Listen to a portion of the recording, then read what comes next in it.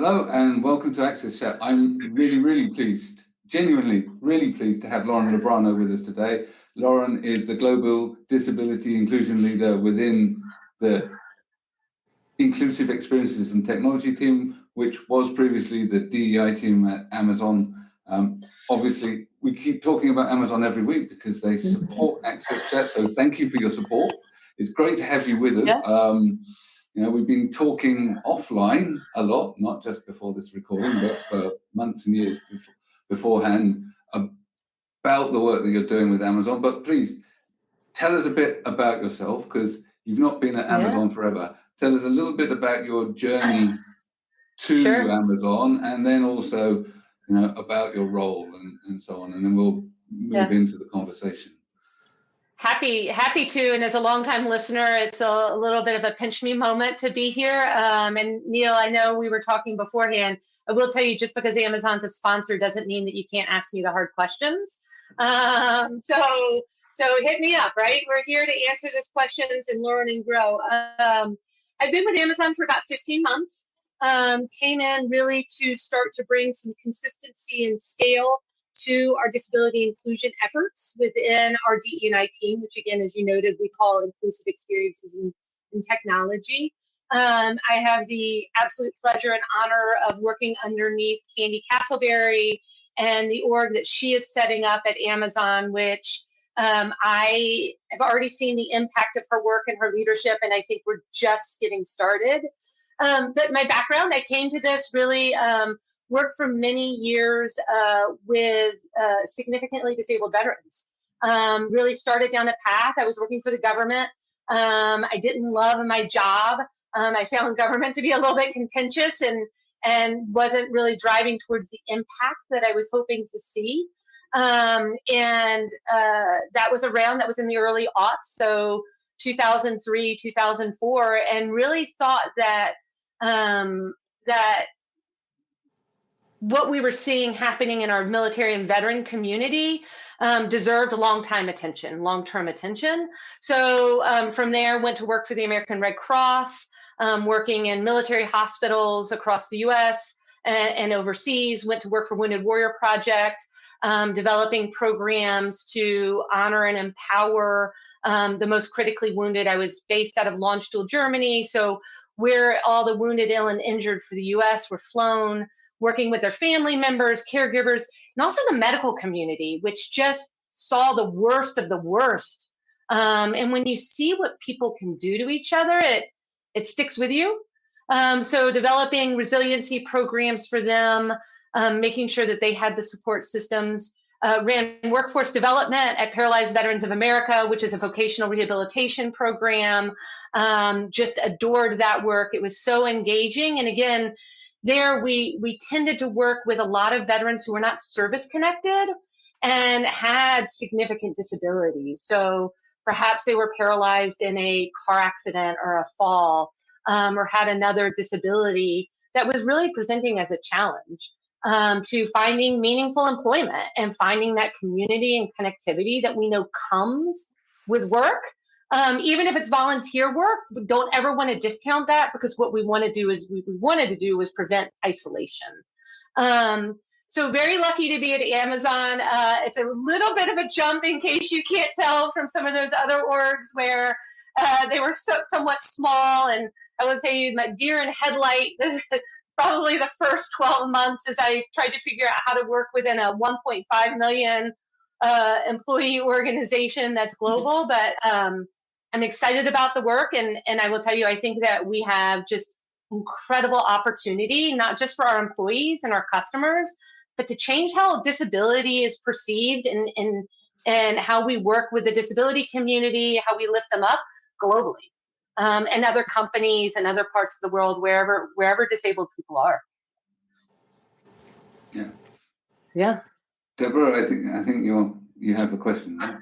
I do have a question, and Lauren, welcome to the program. Thank you. We really are very grateful that Amazon has been supporting us. That was a real blessing to us and to the community. So thank you for that.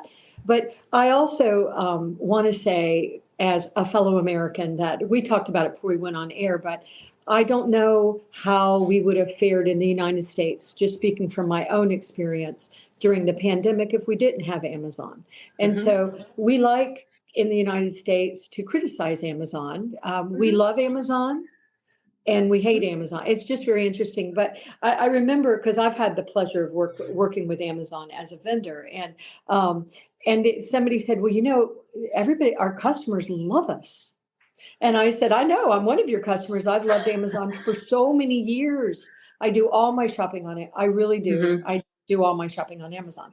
But but at the same time, y'all really have done some very powerful things. And like you Mhm. said, I love your background because I also have supported our veterans over the years. Mhm. And I'm very proud to be a military family. My father, my father-in-law, my brother, my sister. I was not in the Wow. military, but I have a lot of family members that are. And so making sure that you take care of our wounded warriors, I think, are very powerful. But at the same time, something else you said really stuck with me because Amazon is a gigantic brand with Mhm. 1.5 million employees. There's actually employers that have more employees than Amazon, but not a lot. And so if you could get it right with our wounded warriors, if you can get it right in areas and pockets, you can then take that and expand it out, Mhm. like you said, globally, because we know we are over 1 billion strong, but we're not a very discoverable community.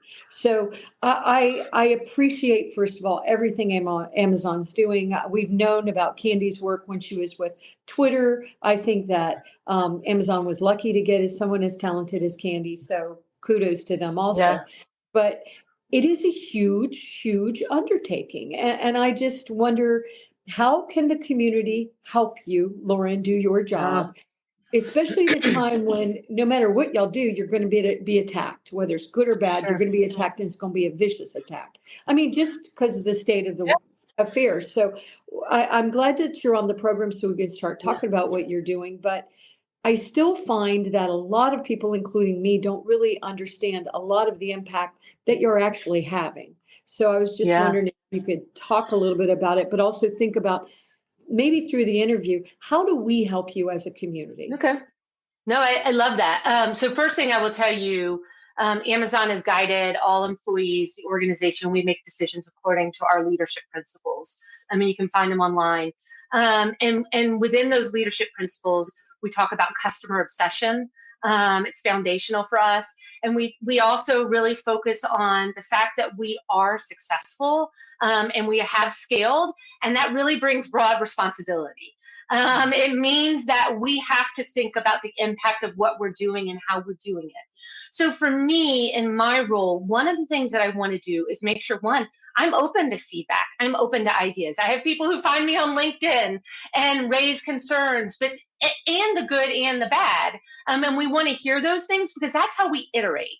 When we think about an organization of our size, if I want to build a deaf and hard of hearing inclusion program that started in one fulfillment center in one location, what I need to figure out is how do we scale that, right? So how do I, if it's taking a lot of manual work, what can we use to bring technology in to help us scale a program, to provide the guardrails to somebody so that they can implement at their site?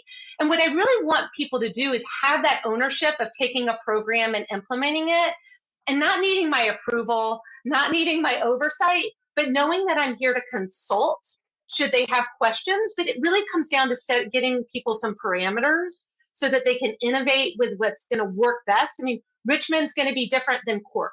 So I want to give some flexibility as we design these programs for those adjustments, but want to make sure again that we're working from core foundational knowledge around the disability community, and that is really important because this is a generational challenge that we're facing in some ways. I mean, I'm not as young as I once was. I did not grow up and go to school when, in the US, the ADA, I think I was 14 or 16 when the ADA was signed, 16. So my formative years, I didn't necessarily have a lot of children with apparent disabilities around me. So it's a learning. I had a lot of non-apparent, but they weren't recognized or they weren't diagnosed, or we didn't know about neurodiversity at that point.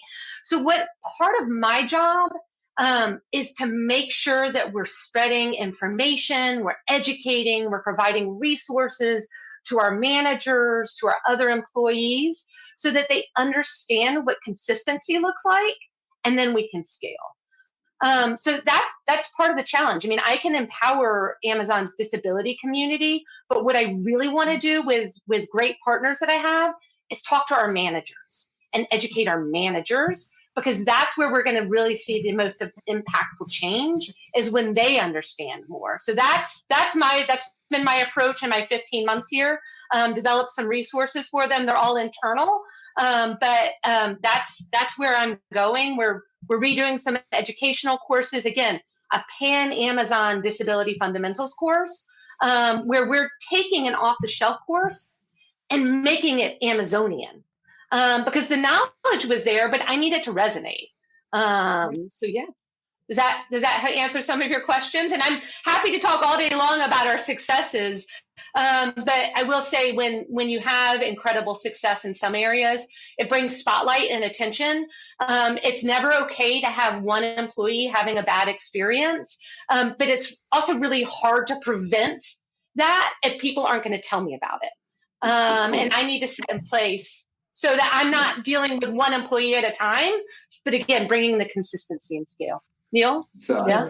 I think that, and I know Antonia's got a follow-up. I just wanted to sort of address the management topic, and also to pay tribute to someone who I'm about to quote, and that's Fleur Bothwick. So Fleur Bothwick talked about the permafrost of middle management and how you needed to engage them, because that would unlock inclusion within an organization.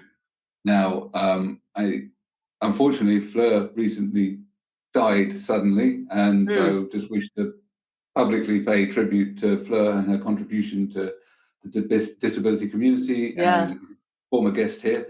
But what you're doing in terms of engaging the managers is really important. It's something that we're also trying to do within our organization, and getting those managers to be disability role models themselves, because the likelihood is that a significant portion of them have lived experience and are hiding it.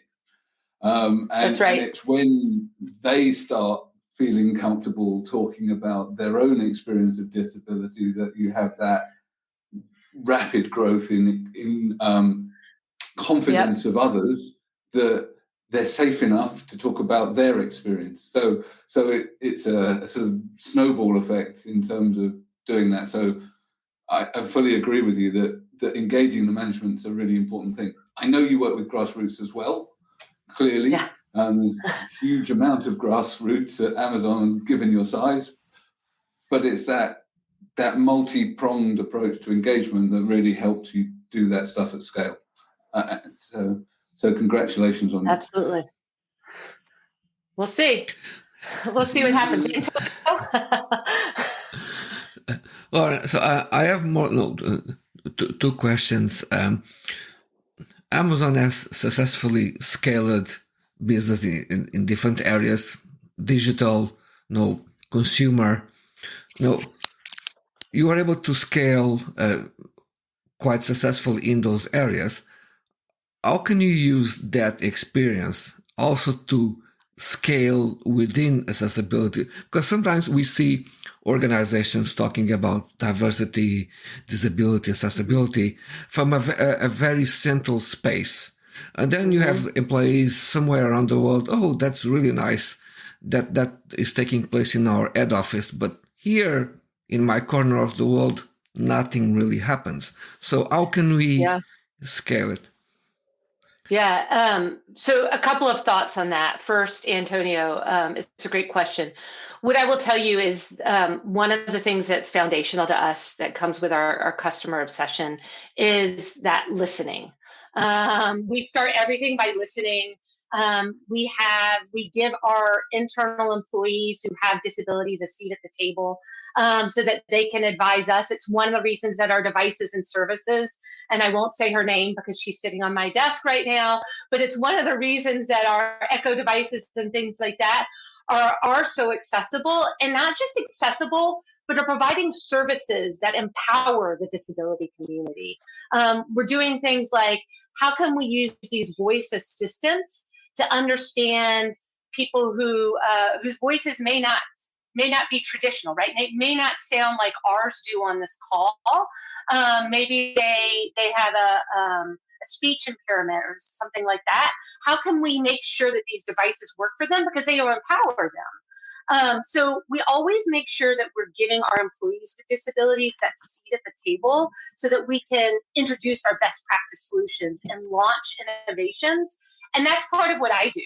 I was very lucky when I started. I found a core group of people whose job has nothing to do with building disability inclusion at Amazon, but they all have disabilities, and they're throughout the organization. And we're talking about a few executives. We're talking about some fulfillment center associates. And I call them my kitchen cabinet, which is a U.S. presidential term, where they're my advisors, and they're quiet. Like, you may not, I give them recognition, but they're the people I go to and I say, well, can you take a look at this? What are your thoughts on this? Tell me about this. Tell me about this problem that you're having. What is it like? What are you hearing from managers about the accommodations process? And then I'm really lucky that I have strong partners around me. Megan Smith, who runs our global accommodations and people accessibility process, an amazing collaborator and friend and colleague, somebody who is always open to advice, so that, again, we can take it and start to scale it. But the truth is listening to the community. Often they have solutions that they want to present to us, determining how can I scale it, and then scaling it. I don't need to come up with every solution myself. I just need to make sure that that I'm listening to individuals who will give me answers. And I found that throughout my career. I'm not a veteran. I work very successfully within that community by listening to them and their needs, and determining how to bring consistency to it. Well, you brought the topic of accommodations. Can you go on detail about, let's say a new employee, first day at Amazon, what can they expect at that level? Yeah, so some of the things that we're continuing to innovate around is, how do we be day run ready for our employees? And again, there's challenges with an organization of our size. And Deborah, you talked about this. COVID, I mean, we scaled so rapidly at COVID. We were innovating faster in some instances than we could almost keep up. But our accommodations team does a really good job at iterating, right? So we have a day one mentality, is what we say here, where it's we take an entrepreneurial approach. So just because we have something established doesn't mean that it's done. So when we look at the data and we look at the feedback to understand what does somebody need for a day one start, I will tell you, one of the things that we've encountered that I've seen personally since I've been here is our hiring process, especially at that associate level where individuals are working in our fulfillment centers and delivery stations, is so accessible that sometimes people start on day one and they haven't told us about a disability that they have that requires a specialized accommodation, because they just assume that it's going to be there. And that's a great problem to have, right? I mean, it's great that our systems are so set up to be accessible. What our accommodations team is doing right now is catching up with that process. So if we find out that there's somebody who's going to start, what is the package that needs to be available for them on day one? What is the equipment? And again, think globally here. It's a huge challenge to do that. But there are ways that we can do it. And again, when we get it right, other people will follow, which benefits the entire disability community. Because for us and for me, I'm obviously here. I love Amazon. I love working here. I love our employees. I love our customers. I love the Amazonians that I get to work with. But I want to have a global impact on the broader disability community. And we can do that when we lead from the front and share advice and guidance to other organizations. I want to just add a couple more points for people that are listening to this that are not in the States. When we're talking about accommodations, we also call them adaptions in other Yes. parts of the world. So Mhm. just so that everybody knows what we're talking about. I also want to I appreciate everything that you're doing to be there on day one. It's interesting, though, to say that I have not started a new job in many, many, many years, and I certainly have worked for very large corporations in my career. But it's funny to say be ready on day one. I think of all the stuff you have to do to try to be ready working for a gigantic corporation ready on day one. That's just those are scary words that you got to do, Lauren. But Yeah. anyway, but I also want to say something that I'm sort of shifting a little bit, but I'd mentioned, well, we have worked with Amazon in the past, and I will Mhm. say that officially because of actually a reporter wrote up wrote about us. So everybody knows about I mean, anybody that's paying attention. But the thing that I also find really challenging, we were talking about that word that I can say because she's not in my room where I am, but the Alexa of the world. And yeah, it might go off in your devices, but Got my but headphones. something that we're seeing from almost a different side of the coin that Amazon has to be concerned about and also deal with is I know that a lot of people with disabilities, a lot of disability organizations are not necessarily technology experts. It's just maybe it's not their field. And so we see legislation happening all over the world, but certainly here in the States, where we're trying to control Amazon because it's so big and we're nervous. But actually, some of the things that legislators are proposing will actually hurt our community. So that was one reason why my company in Billion Strong, also a nonprofit I created, worked with Amazon to stop some of the legislation happening in California that was coming out as privacy issues. Well, the privacy issues I disagreed with, first of all, because they'd already been addressed in other legislation. But this is the point that worried me. The point that worried me was that Amazon had gone and these legislators had gone to disability groups to say, is this a concern? Will this affect you? And the groups did not understand the technology enough to realize that what they were proposing to do would actually have made Alexa much, much less accessible to people with disabilities that are using it to stay independent. So I just also want to note that while you have all these other challenges, you also have the challenges of making sure that Alexa or, the Echoes, they work for all of us, especially as more and more we're counting on your solutions to allow us to age in place and be independent. So it's a much different project, thing that we're talking about other than being ready on day one for us. Yeah, I just want to explain. I want to make sure the audience understands the complexity of this that Amazon's dealing with. And that once again, it is important for us as the community to get behind brands like Amazon that are trying to include us and make sure they can meaningfully include us and that lawmakers don't step in and hurt us being able to use these tools, that we need to stay independent. Yeah. So I think, cool. Okay, thank you, Dawn. I think it's really interesting because there's a lot in the press at the moment about tech lobbying against government legislation, but sometimes lobbying can be positive as well.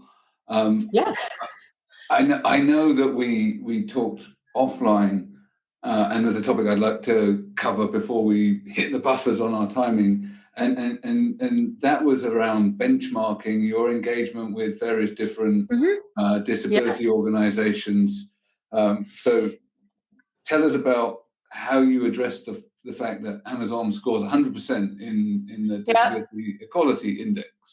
As we know, as large, working in these large complex organizations, that we've still got lots of things to do.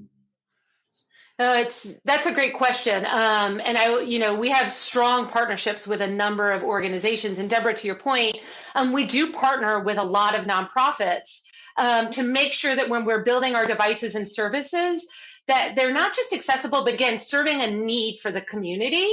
And part of the reason that we're now no longer called the Global Diversity, Equity, and Inclusion Team and Inclusive Experiences in Technology is because of that responsibility around DEI work and technology. How do we use it for good? And how do we address the things that we're concerned about going on? How do we ensure that AI is equitable? So, and we have strong partnerships. Again, Neil Business Disability Forum. The first time I think we officially met was at their award ceremony last year, where we were thrilled to take home the Disability Smart Technology Award for our work making accessible devices and services. We do partner closely with Disability In, who runs the Disability Equality Index. And I understand the challenges around the fact that you can get a score of 100 on these. I get that. I understand it. And I will tell you from my perspective how I use this. And I've talked to Disability In about this. To me, it's a tool that I can use by which to measure things that we're doing well and then inspect and dive deep. So even if we've scored 100 the last 2 years, it's a weighted score. There are things on that survey that we are not doing. And so I use it. And one of my goals this year is that everything we answer no, I have to take 25% of those and get them to yes by the time we submit the next survey. So for me, it's a way I can go and talk to individuals in supplier diversity, talk to individuals in other parts of the organization and say, hey, listen, I want to show you the survey. I want to show you how we use it and what it measures and what it means. And I want to see how this is a question that they're asking us, and we've never done this. How can I work with you to design a policy or a solution so that I can get to yes on this? That's how I use the survey. I will tell you, I am proud of our work. And I'm proud of the fact that we get 100, but that doesn't mean that I wake up every morning. I wake up and say, that's great, and I appreciate it. But it does not mean that all of our employees feel like they have an equitable experience. And that's what I worry about every single day, is how do I bring the consistency and scale? We took a moment to celebrate last year, and then we got right back to work and started diving in. So they're helpful tools. And again, I don't want to downplay, because we worked hard to get from, the first year we did it, and then we got an 80, and then we got 100. We worked hard to get to yes on those things, but it doesn't mean it's felt all the way down. And I want everyone to I want every employee to be able to hold that plaque and feel like it represents their experience. And until that's the case, I'm going to keep working. Lauren, before the pandemic, I was part of a team that organized several hackathons in Dublin focused on accessibility. And we used the hackathons not just as a place to find solutions, but also a way to bring the community together and let people could learn with each other by the fact that they were in the hackathon. I know that you are organizing one. Can you tell us about when it's going to happen, what's the purpose, and how can people join and participate? Yeah, I love this. So we are working closely with the Perkins School for the Blind and the Howe Innovation Center at the Perkins School for the Blind and MIT's Computer Science and Artificial Laboratory to host a hackathon for 150 technology students. And Antonio, you're exactly right. While we have 8 innovation challenges, everything from indoor wayfinding to outdoor wayfinding to emotional perception. And this is one of my favorites, because when you work with individuals who are deaf, hard of hearing, they may not hear the tone. And you can see I'm a little bit of a high energy. Tone is how I communicate some things. So how can we use AI to translate tone? But the key part of this is, I think we're going to get a solution. I think we're going to get a successful prototype around one of these 8 innovation challenges. What I am most excited about are the 150 students who are going to come and learn more about the disability community, learn more about accessibility, right? This could be the next Andy Jassy sitting here, and it's not all, we're bringing in MBA students, we're bringing in computer science, students of varying degrees and pursuits, and that's what we need. Because if for Amazon to be successful, it has to start at the top, and it has to, come from the bottom and then in the middle where I am, right? It's going to take all of us to do this. So that's one of the things you can go to the Perkins School to find more information. The Perkins School website, I can drop it into you all to put up on your website if you want, but it's February 23rd through 25th at Cambridge. And we're also bringing in 20 Amazonians of varying backgrounds to be mentors, because I want them to learn and take what they learn back to what they do every day. That's how you change things. You immerse people. Absolutely. And we know that when you bring in those cross-functional teams and they come together to innovate and problem solve and learn, that you've really got them for life.